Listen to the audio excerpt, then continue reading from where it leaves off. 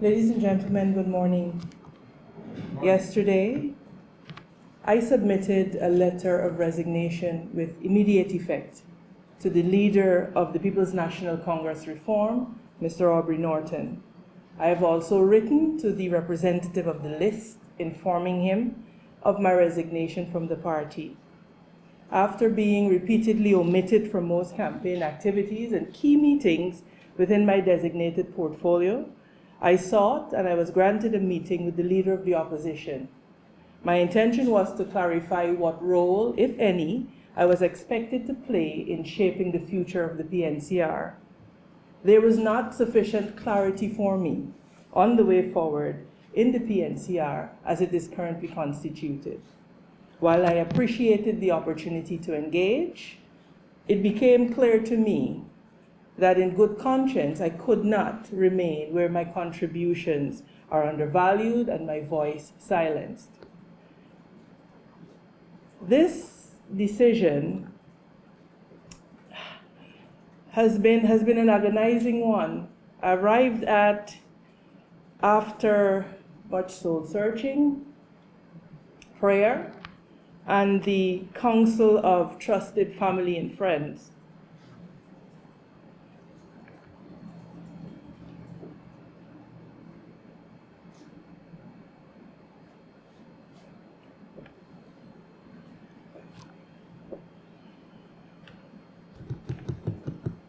The PNCR is the party in which my grandparents, my parents, my aunts and my uncles gave yeoman service.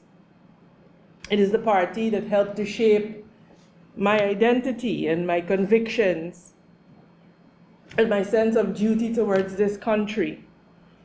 It has been the only political home that I've known. I'm sorry.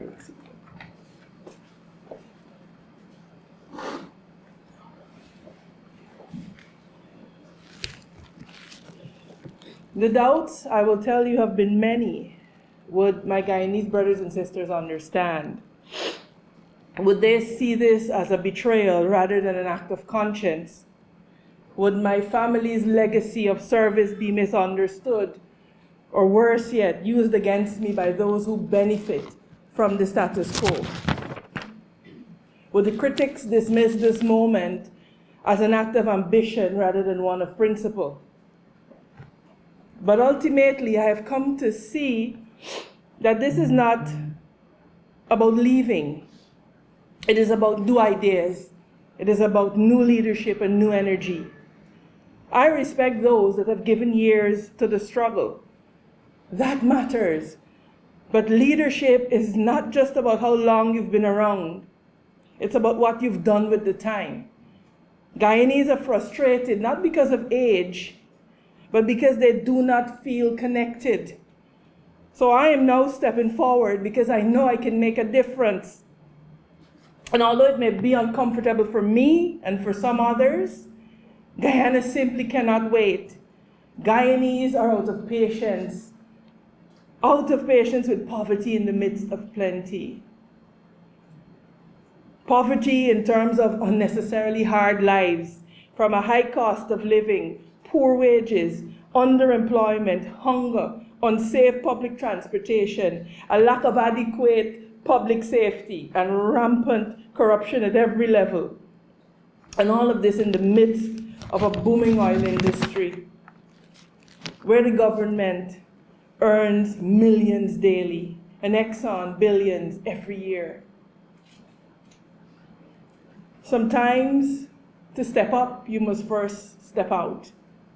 And so I step forward out of a deep responsibility to the people of this country and a conviction that something new is needed, something greater is needed. The truth is that despite the presence of good people in the opposition, we may not have done enough over the last 5 years to effectively check the excesses of the PPP. We must now bring vigorous and continuous representation of the hundreds of thousands of Guyanese who voted for us, and for the rest of the nation that might not have voted for us. but still expect and depend on a robust opposition to keep the government and ruling party in check. Our country is hurting and we are not blind. We see the inequities, the injustices, the fear, the erosion of public trust, the stifling of voices, the breakdown of law and order, the madness on our roads. We see the suffering and slaughtering of our women, the snuffing out of the lives of our children. Few things have laid this more bare than the painful death of Adriana Young. Anyone with eyes to see and ears to hear knows that justice has never entered into that situation, much less served. And we all know deep down, we all know that tinkering on the edges will not save us. Only bold, courageous change will.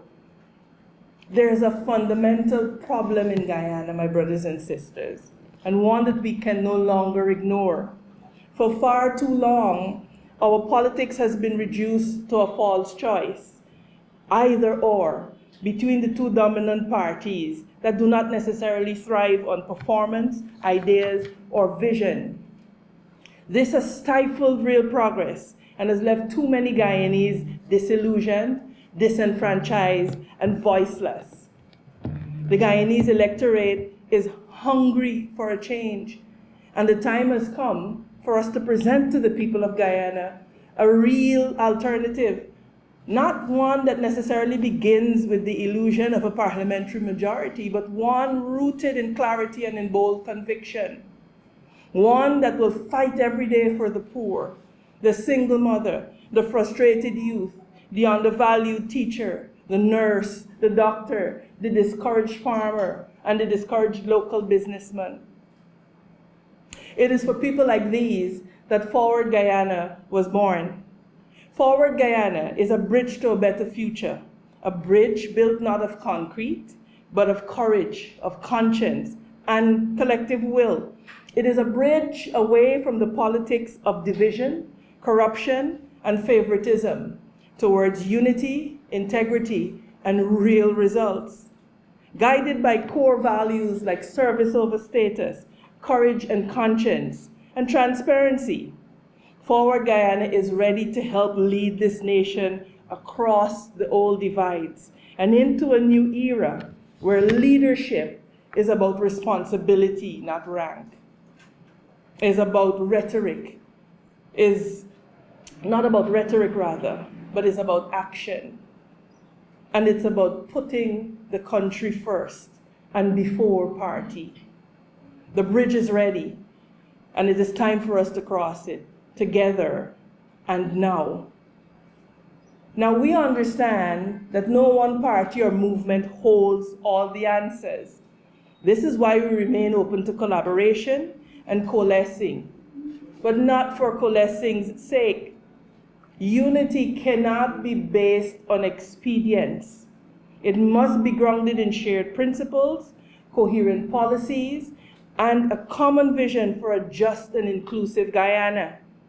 We are prepared to work with others who are serious about dismantling systems of corruption, inequality, and exclusion, and all who agree that collaboration must be rooted in clear commitments to justice, service, and the long overdue transformation of our toxic political culture. What we must have is a common purpose and a real agenda for change, and that is enough to build something new. Now we know that the doubts will come. Oh, we've heard this all before. We've seen better try and fail. This will never work. And that kind of cynicism is real and it's understandable. But we cannot let past disappointments become a prison. This is why the power of your vote matters.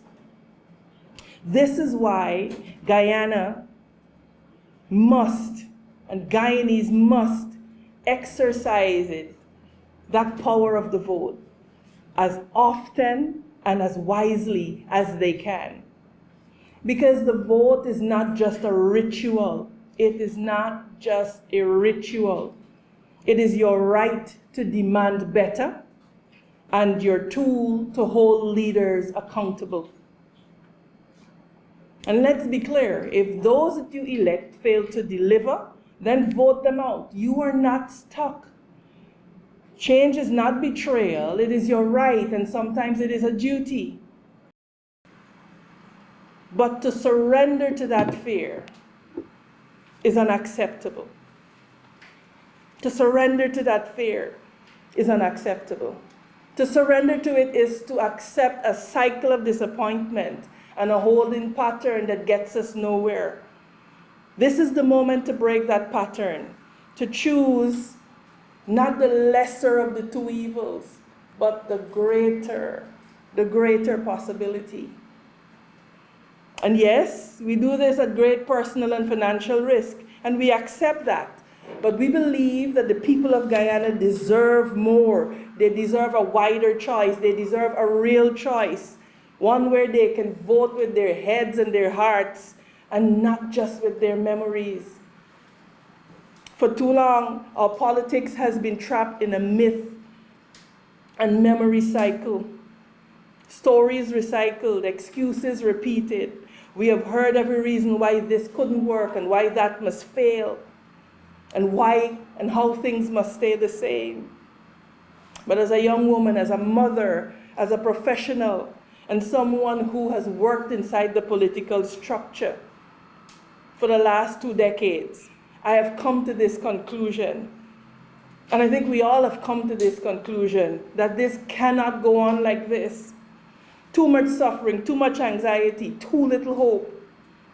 And the truth is, when you ask Guyanese how they feel about the future, many of them say they feel like they have none. What we've been left with are tales from the past and a few handouts. And this is not real development. Development is not about silencing problems or pushing people aside. It is not about personalities. Real development is rooted in values, in differences, in the harnessing of collective expertise. That is what we stand for, and that is what we're committed to building. You know, we live in a time where everyone seems to have the answer. But if that is true, then why are so many still hungry? Why are our children still struggling to get to school? Why is healthcare, despite all of the new hospitals, still a source of fear and anxiety for so many? The truth is that essential structures, the foundations of equity, simply are not there. And there is no real guarantee of a good outcome for the average Guyanese. Not in education, not in healthcare, not in food security, and certainly not in justice. When we talk about entrepreneurship and opportunity for young people, we must first confront the reality that too many of our citizens live below the poverty line. Too many have been left behind. But here is what is true, that the future of this country belongs to the people, and especially the young people. You're not bound to vote like your parents, your grandparents, or your great-grandparents. You are not required to vote based on the color of your skin or the texture of your hair. You must vote for what you believe the dialogue of this country must be, what we should sound like. You must vote for the vision that you want to see and for the justice that your generation demands. Because the truth is that the people of Guyana are not asking for miracles. They're asking for fairness. They're asking for leaders who see them, who hear them, and who will fight for them. What is true is that we can no longer build a future on loyalty to the past. We must build it on courage, on honesty, and on a shared determination to do better and to do it together. So we say today to the people of Guyana, if you have ever felt unseen, unheard, underrepresented, this is your moment. This is your moment. If you've ever wondered whether politics can be different, this is your moment. If you believe as we do that Guyana and Guyanese deserve more, then I say to you, join us. Join us in building a movement not rooted in fear or in personality, but in hope and in honesty and in hard work. Forward Guyana is not just our name, it is our direction. And together we can move this country forward, not by chance, but by choice. And so I pray that we are all strengthened by our respective faith for the journey ahead, and I thank you.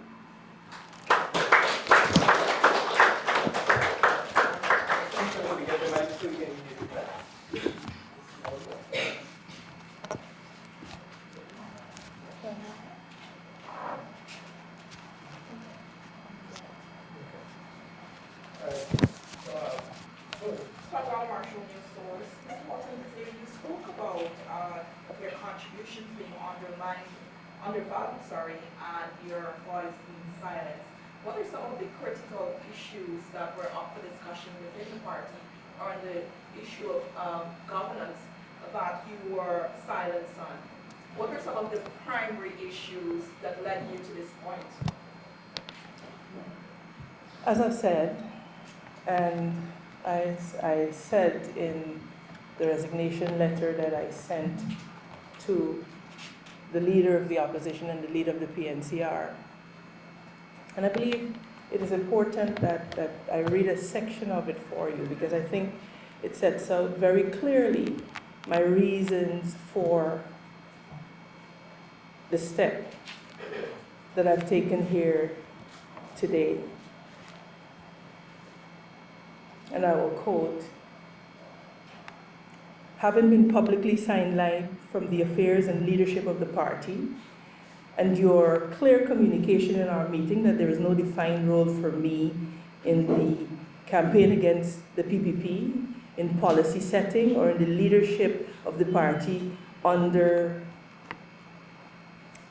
your current tenure, and or in the post-election administration or shadow administration, I must respectfully conclude that my continued presence serves no meaningful purpose, and I will be stepping back to pursue my political convictions and commitment to the people of Guyana through other means."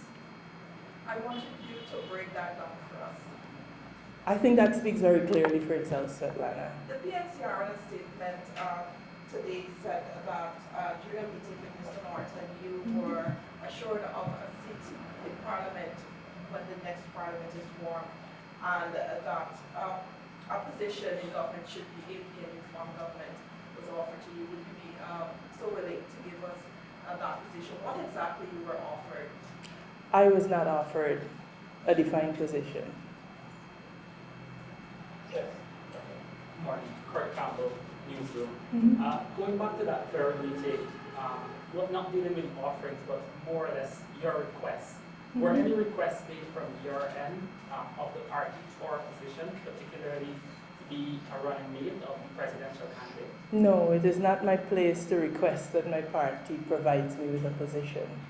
I believe that if we are serious about building a movement, that we identify people, their talents, and the skills that they bring, and as leaders, we harness that. So no, I don't believe it is my place to ask, and I did not ask.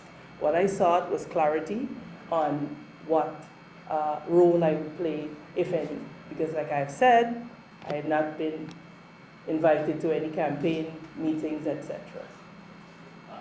Another question. Coming to Forward Guyana, which is more or less the future of your political career, could you give us a little more insight on how far along are you with putting the movement together? Will we see, do you have enough time to ensure that you submit all that you need to submit to 𝐫𝐞𝐚? Will you be participating on the ballot in these elections? Membership, could you give us some more? Well, you know, what I will say to you, Kurt, is to not do that will be to rob yourself of every available opportunity and to close off certain opportunities that could become available to you. And so, of course, we've taken steps to secure the movement and to secure its participation. But we have also said that we are open to collaborating, and of course, you understand that that could mean that there will be work going on in the next few days. So yes, of course, you have to You have to. It could mean, just one final question for me, it could mean joining forces. And in answering that, could you say if you're reported by any other political party? I will say that a number of existing parties have expressed an interest in collaboration. Of course, it has to be, as I've said, based on principle, based on policy, and not collaborating or coalescing for the sake of a coalition. And so any movement forward, no pun intended, will have to be on those shared values and principles, and generally on how we see Guyana moving forward.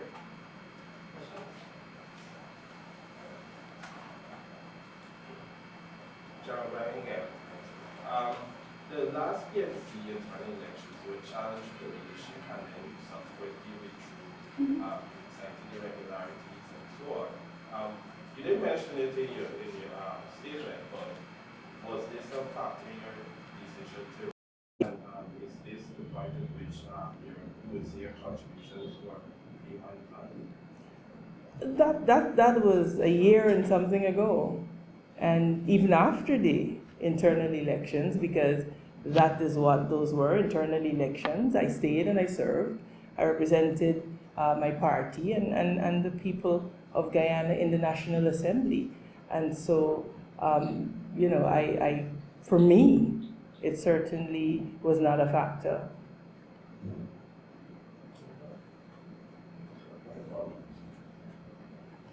Yes. I'm just following up based on what the statement from the PNCR said when you hosted your press conference, and also Swetlan's question about being sidelined, because the party is already challenging your narrative per se. And I guess that's why we're asking for specifics or examples of what you encountered probably over the last 5 years within the party. If I could just circle back to that question. It's interesting that you would say that the party is challenging my narrative, because what do you conceive of that narrative to be? I have said nothing publicly before this, so I'm not sure what narrative is there to be challenged. My resignation was sent directly to the leader of the party and to him only, so I am not sure what public narrative I have put out there. I think this is the first time the people of Guyana are hearing from me on this. And what do you say to those persons within the PNC who may say that you are relatively new, you've not been there as long as they have, and you should not be elevated to such positions at this time? Like I said, the ability to lead and to deliver and to represent your people does not depend on how long you've been in a position. It depends on the impact that you're able to make. And I thoroughly reject this notion of waiting your turn. Tell the mother that can't feed her children tonight to wait her turn. Tell the young man who can't find a job to wait his turn. Tell the public servants that can't have a livable wage to wait their turn. It's never about the length of time that someone has served. And there's no issue of my bona fides within the PNC. There could be none. There honestly could be none. So I do not see this notion of a turn as being relevant and serious to any discussion about this country. It's about who shows up with heart, who shows up with courage, and who wants to get the job done. And that's it.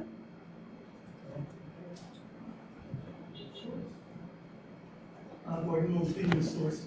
Ms. Walton-DESIR, we're about 4 weeks out from nomination day. To follow up with the question asked by Kurt, is Forward Guyana in a position to get all its ducks in a row to contest these elections? And is your party planning to be part of a coalition with Team Mohammed? That seems to be the $1 million question, no pun intended. But like I said, yes, our ducks are in a row. We are serious about this. This is the future of the country that we're talking about. So we're not about, being lukewarm. So all of our ducks are in a row. As it relates to collaboration with Team Mohammed, we, as I've said earlier, any collaboration will be based on shared values, on shared principles, on shared policies. I do not know Mohammed, I met him once. So I am not aware of what his values are, where he sees this country going, what his policies will be. So for me to even suggest or to comment on the possibility of a collaboration will be very irresponsible. But is this move by you to form this party 4 weeks out to nomination day? Is it a move to seriously contest the elections, or a move to put yourself in a better position to jockey into a coalition and have a bigger say, whichever way you might want to go, whether it's the PNU or the AFC or TM? I believe that what this signals is my ability to do the uncomfortable, because it is safe to tuck in and to be under a party and to stay there. This is audacious, there is no doubt about it. But we're in a time that requires that type of action. And for me, I think this provides the opportunity for the people of Guyana to hear my heart for the country, to see the contributions that not only me, but they're like-minded people who have indicated their willingness and readiness to join, and to give the people of Guyana real choices, to move us away from the either-or. And so I'll repeat that any collaboration or coalescing will be based on shared principles, on shared policies, and on shared values. But what do you say to persons who might say this is more about self-interest? 7 days ago you met with your then party leader, you came away from that meeting not sure what you will get, and so you've now decided to go on your own. So what do you say to someone who is saying this is more about self-interest and personal ambition than it is about contesting an election where you can be successful? Well, self-interest to me would look like being quiet, towing the line, returning to a very successful legal practice, and not really caring too much about what goes on. That is what self-interest would be, in my view. But to make the agonizing decision to step out of the only, like I said, political home that you've known, to expose yourself, to challenge the status quo, to challenge the norms, will mean sleepless nights. It'll mean the pouring in of your time, your energy, and your resources. And so if somebody were to perceive that as self-interested, I could not help them.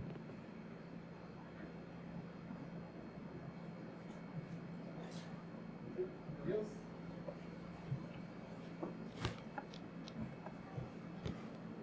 Is the AFC among the parties that have approached you thus far? I cannot say that the AFC has approached me. What I am saying here today is that I'm issuing an invitation to anyone interested in hearing what we're about, in hearing where we are, in hearing what our vision and our policies are for Guyana, to speak to us. And how soon will you be submitting that simple to GCOM? I know the deadline is Saturday. As I've said, we've covered all of our ducks and we've put all of them in a row.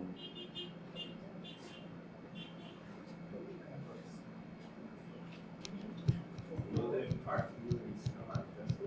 Absolutely. Absolutely. I want to come back to membership and Uh-huh. ask directly, is this a one-woman show? Oh, absolutely not. And I think that will become very apparent in the next few days. I believe that that would be the narrative of those who would want to discourage the people of Guyana from getting behind this movement. And in history court, it has only taken one man or one woman, so that's fine too. What are some of What are some of the things Guyanese can expect in that manifesto? So I asked that question because the other political parties have already been vocal about what policies Guyanese can expect, and so on. So what are some of the policies? Absolutely. You know that one of the things that I have been passionate about has been allowing Guyanese to participate in this new economy and to participate meaningfully, to participate in a manner that does not require them to cast aside their personal beliefs or to kowtow to a political party in order to be able to grow and to thrive. And so the central theme of our manifesto will be empowering the ordinary Guyanese. Of course, you will see measures rolled out there to facilitate foreign direct investment. We are a growing economy, and of course, significant foreign direct investment is present in our country. What you will also see is a greater emphasis on decentralization and an honoring really of local democracy and empowering and returning power to the municipalities, the localities, in a manner that does not need them to bend to the wishes of the current government, but to really give them autonomy. You will see the NRF, for example, being tightened. You will also see that we're looking at other entities, other sectors rather, contributing to the NRF, like the gold mining, etc., because that is intended to harness not just the oil resources or the income from oil, but it should be all of the resources that we have. And so there'll be a greater emphasis on that. As it relates to health, we are focusing on preventive care. We believe that it is better to prevent your people from getting sick than allowing them to get sick, and then you move them through a public hospital system that shuffles them towards private health care that is held in the hands of a few. And so there will be a myriad of measures that you will see being outlined. It will be impossible for me to stand here and to explicate all of them. The environment, and of course, absolutely, the issue of migration and the lack of a migration policy and the national security measures to be put in place to ensure that Guyanese are not disadvantaged or not outnumbered necessarily, but that we retain the say in the political direction of our country. Because as it is, this government has opened us wide to being undermined from within. And so, as a matter of national security, there has to be day one on our agenda. Issues of police reform absolutely must happen. We have to talk about issues of environmental justice. How do we safeguard the environment whilst we responsibly exploit our natural resources? And so for us, this is not going to be a campaign of roads and bridges. The government owes the people roads, bridges, water, and lights. We have to move beyond that to how do we plan this country out in an integrated manner, in a manner that does not see wastage, in a manner that sees government not operating in silos, but in a complementary fashion, so that you don't have a new road being put down here today, GWI digs it up tomorrow, GPL digs it up the next day. And all of that is happening because there's a lack of planning and an inability by this government to execute. Building substandard roads, building substandard infrastructure and putting glitzy paint on it is not development. It will cost us now and it will cost our children in the future to repair it. So, I mean, I could go on, but stay tuned because there's a lot of good stuff, I think, coming that will really see Guyanese being excited about what we can truly offer. I think we have one more question here. Janet Volcan, Guyanese citizen. Hello, Ms. Janet Volcan, how are you? Privileged to be here. I understand, or I think to get a seat in the National Assembly, it's between 4,000 and 5,000 votes, Yes. depending on its geographic constituency on top of the new movement garnered, I think, 244 votes in the last national election in 2020. With the recount, I think that moved to like 277. So we have someone, a parliamentarian, with I think 277 votes, elevated within 2 months of entering parliament.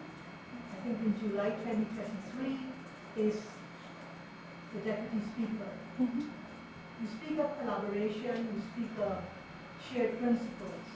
How will you guard against such an abomination, such an irregularity, if you were to join with other Guyanese interested in real change? That is such a wonderful question, and it really is an abomination. But I think their difficulty lay in the fact that they had a joinder list. And so there are different legal implications for a joinder list. This is why it is important that we act with alacrity for those who wish to have a collation, because that will be done within the pre-nominations day framework, so that the similar consideration does not arise. They had that trouble because it was a joinder list. So you will not go for a joinder list? We are not saying no, but why go for the joinder list that is replete with problems when if we work 24/7 for the next few days, we could hammer out the framework that we could all live with. I don't believe in pushing the can down the road. Yeah. One more question. We wrap up. I know you said that you're prepared to coalesce with other parties, but say you go it alone. Recently, I think a few weeks ago, WPA leader Mr. David Hines spoke about the danger in splitting votes at this time. What would you say to persons who may be concerned that this move may result in splitting votes to the advantage of the PPP? And it is alleged that you were given certain tasks by the executive of the PNCR. You can say whether this is true or not. Say, for example, a policy paper, a foreign policy paper. Would you say that's true? You were tasked with such a responsibility, and it is alleged that you did not complete that task? So let's answer the last one first. I think anyone that has followed me in the National Assembly could easily conclude that when it comes to matters of policy and foreign policy, that I have been the foremost voice on that. And of course, all of our budget presentations are just that, our policy positions. So to suggest that I was asked to prepare a policy and I didn't do it is to say to the Guyanese people, ignore everything that you've heard us say in the National Assembly about a 5-pronged approach to our foreign policy, about our 5 urgent foreign policy priorities and initiatives. And I think the Guyanese people can understand that for themselves. And the second one, yes, of course, there is the concern, and I've heard it, oh, you'll split the vote. It's not about splitting the vote. That is a mindset that I believe that feed into the old paradigm that we're trying to get away from. The essence of democracy is that people must have a choice, and that is what we are here to do. And so I do not subscribe to this notion of blind loyalty. At the end of the day, whoever votes here will be voting against the PPP. So this is not about splitting the votes. We are on the same side. We are on the same side. Has nothing to do with me that for the last 6 months, a coalition couldn't be formed. Has absolutely nothing to do with me. So I will not subscribe to that notion. We are maybe in different houses, but on the same side, and I trust that that is understood very clearly, very, very clearly, because the muskets must be turned on, and let me not say muskets, because next thing you know, they say, oh, AMANZA is promoting violence. But the attention has to be turned on holding the PPP accountable, because that is where my focus is. Because the story after today is not going to be about back and forth about who said what and who said what. I have no interest in that. How do we move forward? There is where our energy will be. Whoever wants to spend their energy on who said what and who said what, hey, God gave everybody free choice. Ms. Walton-DESIR, beyond political promises and words, and means also about funding. At this last minute, so to speak, in local politics, where do you hope to attract your funding from? Have you been in talks with any local entrepreneurs, businessmen, millionaires, companies, to sort of attract that funding, and do you think you'll be able to get that funding to run a national campaign? You make a very important point. You make an absolutely important point, and it becomes even more critical when you're up against the behemoth of a government that has resources of the state and are willing to use it to campaign. But what I am encouraged about is that over the next days, the people of Guyana will see, they will be motivated to give not only of their time, but of their resources. And so we have to believe that what we offer will be sufficient to attract people who are willing to volunteer their time, their talent, and their treasure towards this effort, because I believe we have a real shot of changing this broken paradigm and this winner-takes-all context that we have been forced to work with. But back to the question, Mm-hmm. do you think you're in a position to attract the financing to run a successful campaign? And have you been in talks with anyone to provide that financing to your campaign? Oh, absolutely. I've not been in talks with anyone to provide financing for the campaign. People must do that of their own free will and volition. People must do that of their own free will and volition. And when they do that of their own free will and volition, you avoid your movement and your voice being hijacked. So no. But someone has got to foot the bill, so... Yes, and I am confident that there are people who will say, Forward Guyana, we see what you're doing. We want to support you. How can we help? Here is a banner. Here is a PA system. Here is a stage for your campaign. Because if we're not able to do that, then we might as well hang up and go home. If we're not able to have people motivated and enthused to do this, then yes, let's pick up our bat and ball and go home. Thank you, ladies and gentlemen. Ms. Svetlana. Just one other question. We've seen how the journalists went and you spoke about. On condition that you invite me on sources. We've seen how the Well, journalists that's not answering the question. went. And we also saw firsthand how the negotiations between the AFC and the APNU went. The total breakdown in talks. How confident are you that within less than a month that you'll be able to hammer out some kind of agreement to form a coalition?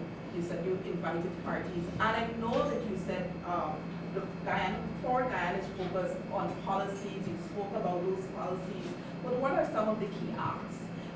For the APNU and the AFC, it was a big battle over who would be presidential candidates and prime ministerial candidates and who would hold this and who would control cabinet. What are some of the things you're asking for when you go to the negotiating table? Well, that will be for us. No, that will be for us in the negotiating room.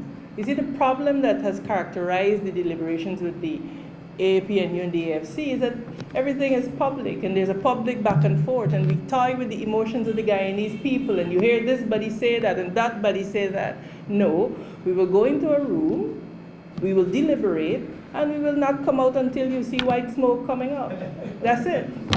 That is it. All right, thank you very much. Thank you very much. Thank you, ladies and gentlemen. Ladies and gentlemen.